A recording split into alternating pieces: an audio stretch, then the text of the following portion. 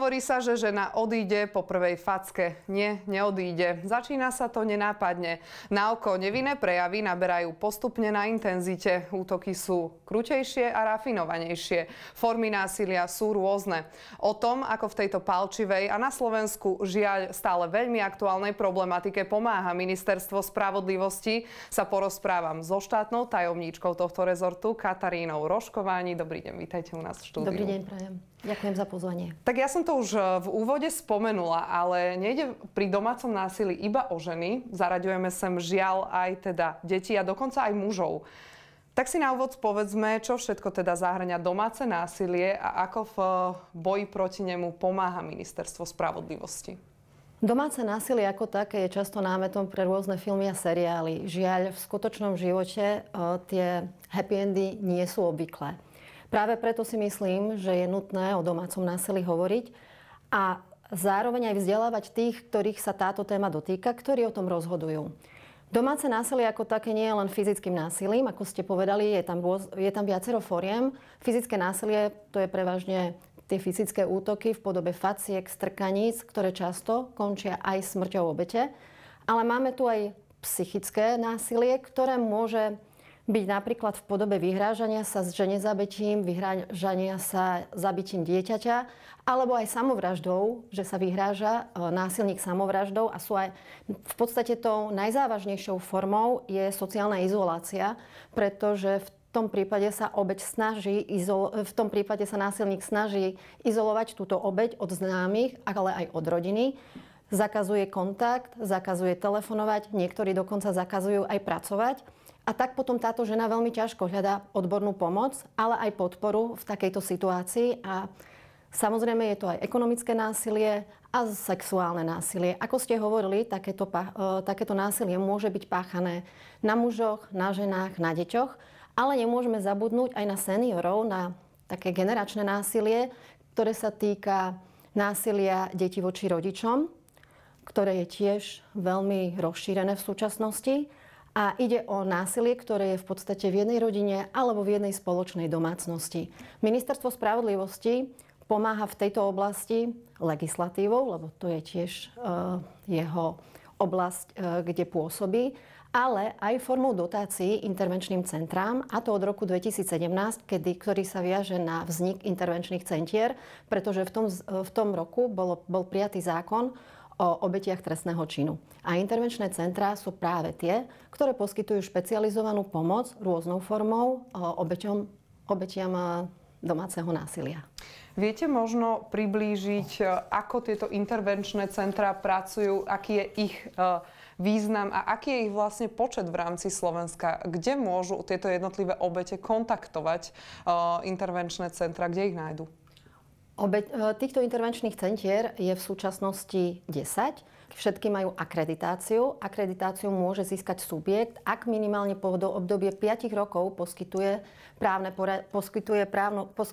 poradenstvo, sociálne, psychologické poradenstvo obetiam domáceho násilia. A na Slovensku ich máme teda 10. V každom kraji je jedno s výnimkou Košického kraja, kde máme 3 intervenčné centrá. Intervenčné centrá sú teda sú subjekty, ktoré poskytujú tú špecializovanú pomoc obetiam násilia, domáceho násilia, a to formou krízového poradenstva, sociálneho poradenstva, psychologického poradenstva a právneho poradenstva. Ako ich môžu jednotlivé obete kontaktovať? Sú nejaké linky, alebo dá sa to prostredníctvom nejakého formuláru cez webové stránky, alebo aký je ten kľúč? Samozrejme, každé intervenčné centrum má svoj spôsob, ako ju môžeme kontaktovať. Musíme si uvedomiť, že ak hovoríme o obetiach domáceho násilia, v prevažnej miere sú to ženy. A práve toto násilie páchané na ženách je veľmi časté a je aj veľmi závažné. Takže môžu prísť osobne, môžu telefonovať, sú tam aj rôzne iné spôsoby, ako možnosť sa nakontaktovať na toto intervenčné centrum. Pozrime sa aj teda už na jednotlivé štatistiky, ktorými disponuje Ministerstvo spravodlivosti. Už sme si povedali, kde sa jednotlivé centra nachádzajú, ktoré sú využívané najviac. Asi je to takto veľmi ťažko povedať, pretože v každom kraji máme to jedno intervenčné centrum. A teda v Košickom kraji sú 3. pre rôzne okresy. Musím povedať, že to, kde bude toto intervenčné centrum pôsobiť, je súčasťou akreditácie. A v podstate myslím si, za minulý rok, čiže rok 2024, môžeme povedať, že intervenčné centrá pomohli dokopy 4401 obetí, medzi ktorými sú muži, ženy aj deti. A to v podobe toho právneho, psychologického a sociálneho poradenstva. Možno, čo by som ešte rada uviedla, aby ženy, ktoré by naozaj potrebovali túto pomoc, aby vedeli, že pokiaľ by chceli vyhľadať pomoc v intervenčnom centre, tak tam môžu prísť. Ten pojem intervenčné centrum, neviem ako vie, ale pre mňa to bolo, ako keby to mala byť nejaká inštitúcia s mrežami alebo niečo také, lebo také niečo to evokuje, ale práve naopak sú to veľmi... Ja som navštívila 3 doposiaľ, a to v Nitre je Slniečko, v Bratislave je Nádej, v Košiciach je Fenestra. A vo všetkých prípadoch je to veľmi útulné a príjemné prostredie, že všetky pracovníčky, ktoré tam robia, či to už je psychologické poradenstvo, sociálne alebo právne, sú vyškolené tak a vedia, ako pracovať s obeťou domáceho násilia, takže ju upokoja, poskytnú jej všetky potrebné informácie. Zároveň, pokiaľ je záujem o pomoc, tak vypracujú dokonca aj bezpečnostný plán pre túto osobu, pokiaľ je obeťou násilia, a zároveň poskytnú aj to právne a psychologické poradenstvo a dokonca aj deťom. Väčšina týchto intervenčných centier má aj priestor pre detičky, ktoré sú často svedkami takéhoto násilia. V súvislosti s týmto sa mi ešte natíska jedna doplňujúca otázka. Musí obeť kontaktovať intervenčné centrum sama, alebo môže to za ňu urobiť aj niekto iný? Samozrejme, intervenčné centrum môže kontaktovať ktokoľvek. Dokonca, keď som bola v jednom z týchto intervenčných centier, tak mi bolo povedané, že poskytovali právnu pomoc, poradenstvo, aj tú krízovú intervenciu pani, a následne asi pán zistil, že kde je, tak sa nahlásil aj on ako obeť domáceho násilia. Avšak tieto dámy, ktoré tam pracujú, to zistili, takže ho potom aj poslali preč. Čiže je to rôzne. To zaujímavé naozaj. Nahľadnime ešte späť do štatistík. Už sme si povedali, aké typy tých poradenstiev jednotlivých existujú, ale ktoré z nich využívajú obete najčastejšie? Ak pozerám do štatistiky, v podstate je to také rovnomerné, ale asi najviac bude to právne a psychologické poradenstvo.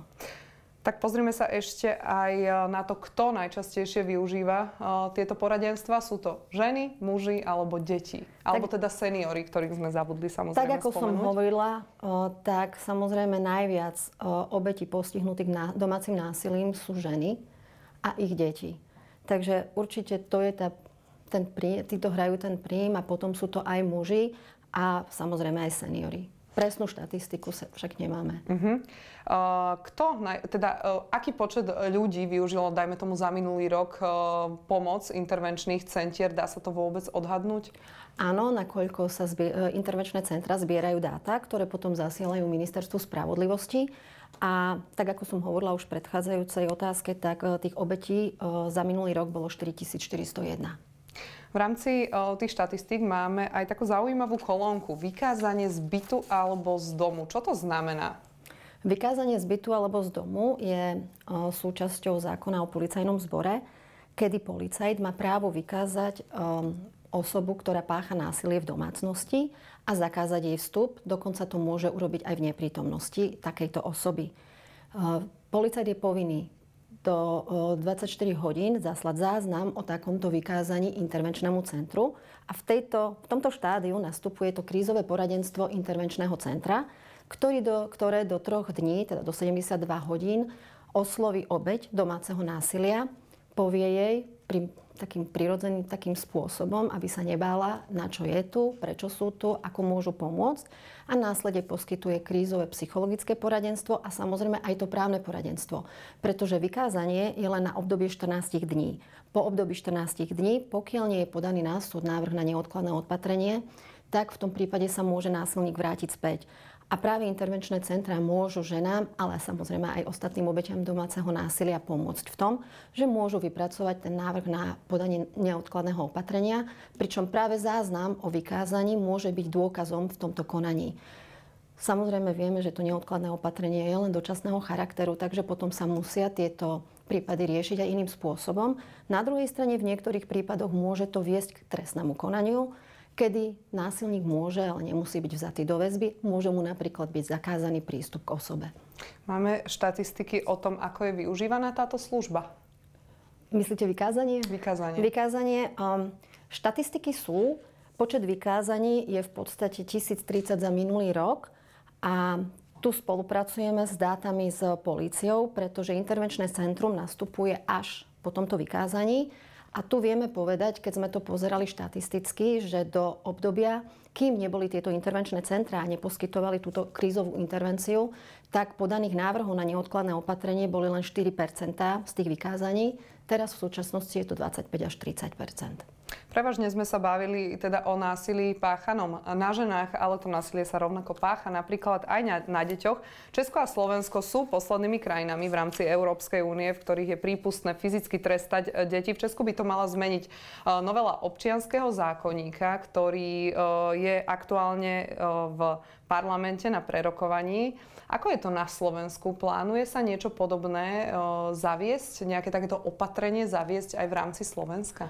V spolupráci s Mariou Vargovou z Národného koordinačného centra pre boj proti násiliu na deťoch sme sa na túto tému rozprávali, keď som bola na návšteve v Prahe a rovnako aj o právnej úprave zákazu telesných trestov na deťoch. Ono to nie je v podstate zákaz, ale je to má to odporúčací charakter, pretože tie zákazy zasa by vyvodzovali určitú zodpovednosť. Ono si myslím, že ako samotné telesné trestanie nemáme to síce zakázané, ale zákon o rodine hovorí, ako sa správať k deťom. Takže myslím si, že aj tu môže viesť nejaká cesta, ale v prípade domáceho násilia však môžeme povedať, že deti prioritne nemusia byť obeťou toho násilia, fyzického, psychického, ale skôr sú tými svedkami. A s týmto naša právna legislatíva neráta, nepoznáme deti. Pojem deti ako svedkovia domáceho násilia. Ja si myslím, že by sa to mohlo zapracovať do jednotlivých právnych dokumentov, pretože k takýmto deťom treba pristupovať obzvlášť nejak citlivo. A samozrejme máme ďalšiu problematiku a to je problematika poručeneckých konaní, kedy sa rozhoduje o starostlivosti o dieťa, kedy sa neberie do úvahy to násilie páchané v tej rodine a často som sa dozvedela práve od intervenčných centier, od žien, ktoré pracujú tam, že sa môže často stať, že násilník je možno aj trestnoprávne uznaný vinným, ale na druhej strane tie poručenecké súdy to neberú do úvahy a môžu dať povinnosť, aby sa dieťa stretávalo s takýmto otcom. Myslím si, že je veľmi dôležité, aby deti boli vypočuté vo všetkých konaniach, ktoré sa ich týkajú a taktiež, aby sa preverovalo to ich tvrdenie, prečo sa bojí alebo prečo má strach z rodiča. Nechcem stále hovoriť o otcoch, ale v prevažnej miere sú to otcovia. Tak ja verím, že aj formou intervenčných centier pomôže Ministerstvo spravodlivosti v boji proti domácemu násiliu, či už je páchané na ženách, mužoch alebo na deťoch, alebo teda aj na senioroch.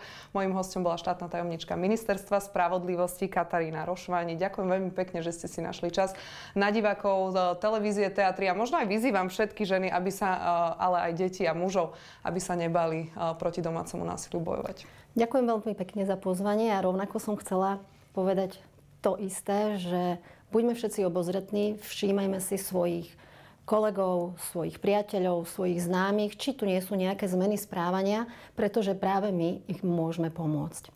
Povedala Katarína Rošváni. Ďakujem veľmi pekne za návštevu štúdiu ešte raz a prajem všetko dobré. Ďakujem veľmi pekne.